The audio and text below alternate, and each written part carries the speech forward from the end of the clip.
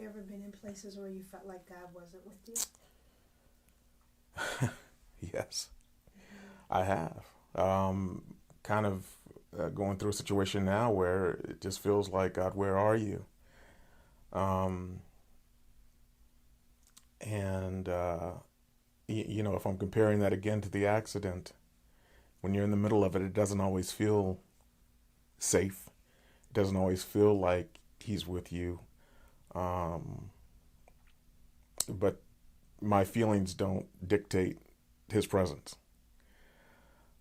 So, um, yeah, and I had this. God really gave me something probably about a couple of months ago, and I asked my wife to just write this down, and she ended up emailing it to me. But what God gave me was sometimes you have to look back to see your way forward, and so by that, you can look back at situations in your life and you can see that God's been with you, God's been faithful, and He's brought you through situations.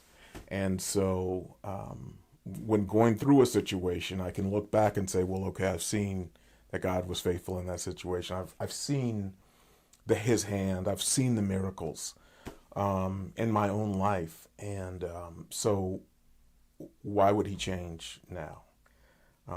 But it's a process.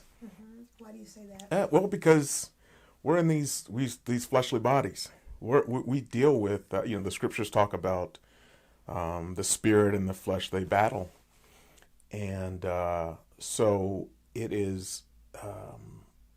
It's a constant battle of, are you going to believe what God said? And He's been faithful. He's constant. He's not changing. Circumstances don't change Him. Or are you going to give in to, the worries of your own flesh and, the not knowing how it works out? I think one of the things too, the challenge is, I'm the type who wants to know what's going to happen. I want to know what may be around the corner. I want to know, and that's not necessarily the walk. You don't necessarily know. In fact, I would say most of the time you really don't know.